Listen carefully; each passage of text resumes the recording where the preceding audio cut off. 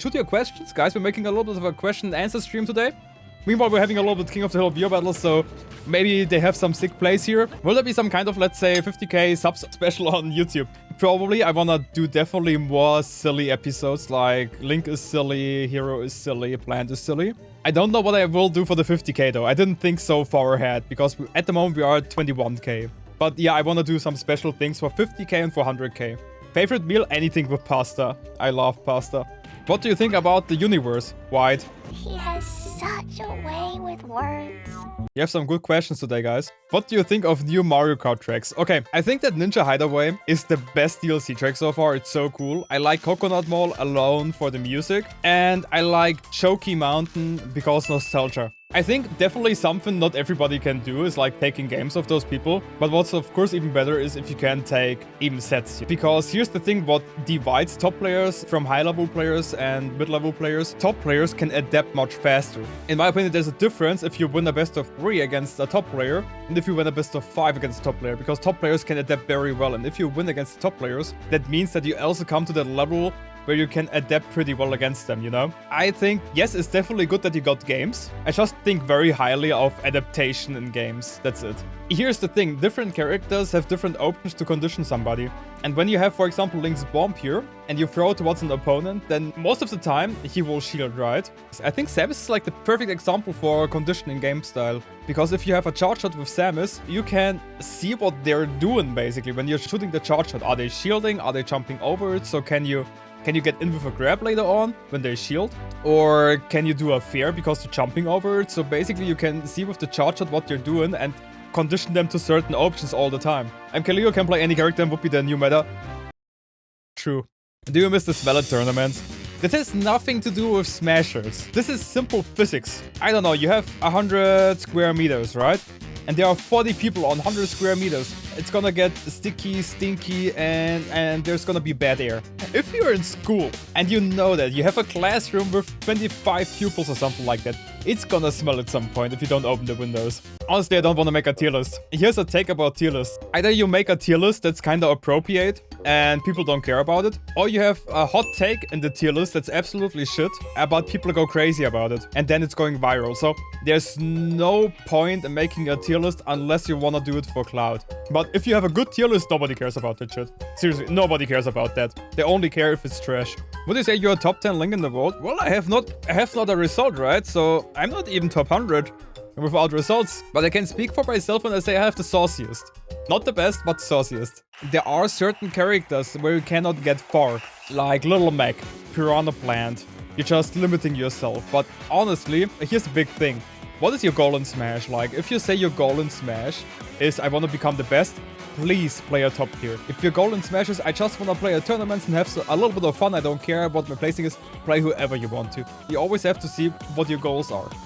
Best in your region, best in your country, best in your continent, best in the world. There are a lot of different goals. Or do you just want to prove that your character is actually pretty good? Then hey, play your character. That's my take on it.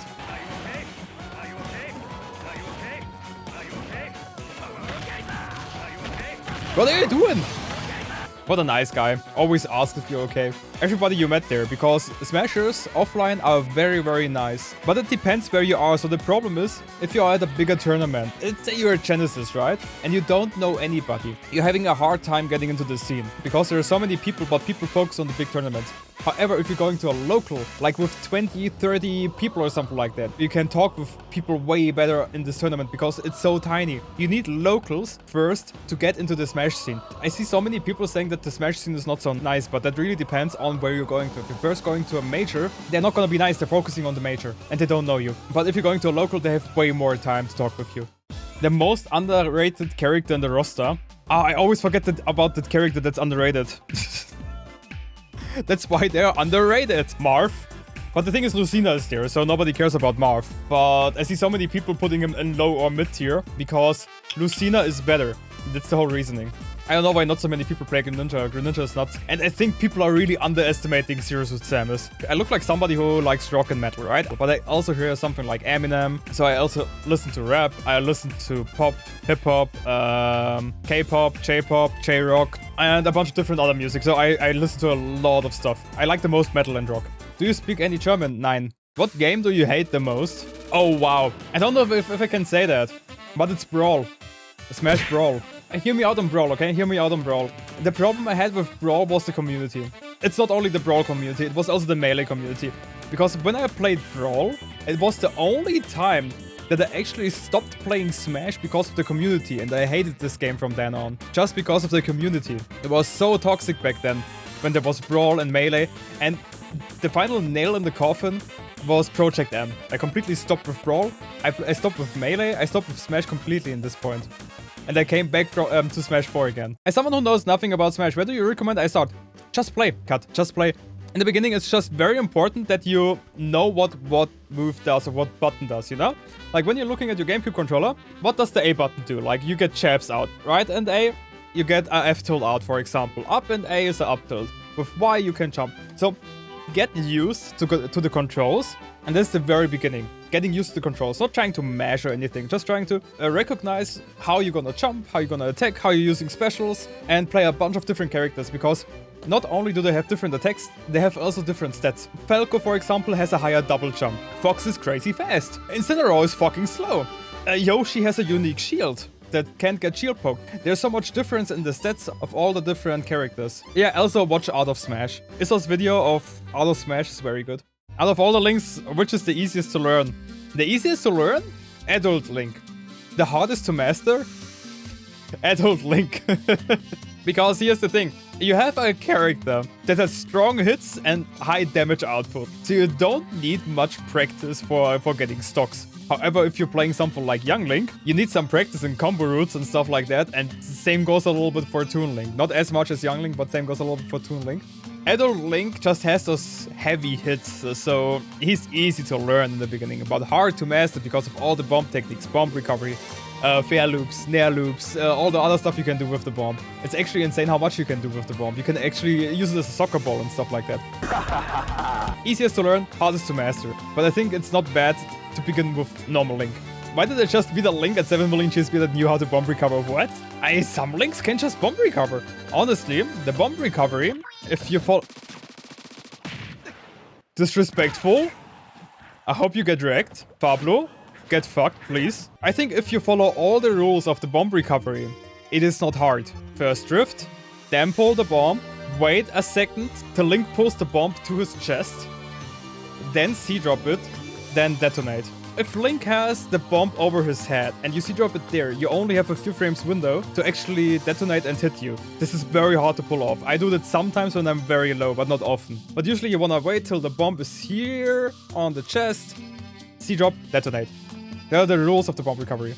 Drift, pull, to the chest, C-drop, detonate. Then you get it every time. What kind of controller? Japanese white. Looks like that. Looks cool, right? There. That's a fucking huge boy. That's a life-size Tomberry. So cool. Who's my worst character? That's Ice Climbers. I suck at Ice Climbers. I can't play them. By the way, he has also a little knife. And you can steal the knife. How do you suggest to train fundamentals, especially if your main is Link? I can always suggest you to rewatch your sets that you lost or your matches that you lost, and then think about why you got hit or why you achieved hits, and then look back at it again. Other than that, I would try to train movement, of course, all the time, because movement is also a very important part in the fundamental aspect. But usually it's like a lot of training movement and analyzing your matches and see what you're doing wrong and what you can do better. And if you don't know what you can do better in your matches, then maybe you can ask a friend or somebody else what to do better in these matches, like what the problem is. What was your favorite food you had in the States? I said in one video, that US food is trash for fun. But US is something really good. Burgers. US burgers are the best ones. The burgers are by far the greatest. They're so good. What's your favorite kind of burger? I like the normal stuff, you know. A bun. How original. My burger patty, my cheese, my salad. But I also like it when there's a little bit of bacon and jalapenos. Daring today, aren't we? Pickles and onions. That's usually my burger. Maybe not the bacon. The bacon is not even necessary. Oh, wow. Cheese. Was I the lagger after all? What I have to do to get a fight with your Link? You have two options. Either you're gonna wait a week to next Saturday for Link Via battles, or you're gonna build a time capsule and go back a few hours. What are you currently watching in general? I'm more reading manga at the moment. I'm reading One Piece, Tokyo Revengers, and My Hero Macadamia. Let's see, if it's lagging again, we're not gonna play, but if it's working, then at least you have a match, okay? Because you waited for so long, Bunny. Come on, we're getting at least one match in for you, because you waited for so long. JoJo is better than Dragon Ball Z. Honestly, I love JoJo. The thing about JoJo is, you cannot take JoJo seriously. And if you're not taking it seriously, you're gonna have a blast watching that shit. If you take it seriously and question everything, it's gonna be your worst experience ever. There we go. Okay, at least you got a match in there. Alrighty guys, that's gonna be it. I don't know if I'm gonna make a YouTube video, probably. So thank you so much for watching. I hope you liked the video. If so, feel free to like, share, subscribe, comment, and I'll see you all next time. Bye bye. Bye bye.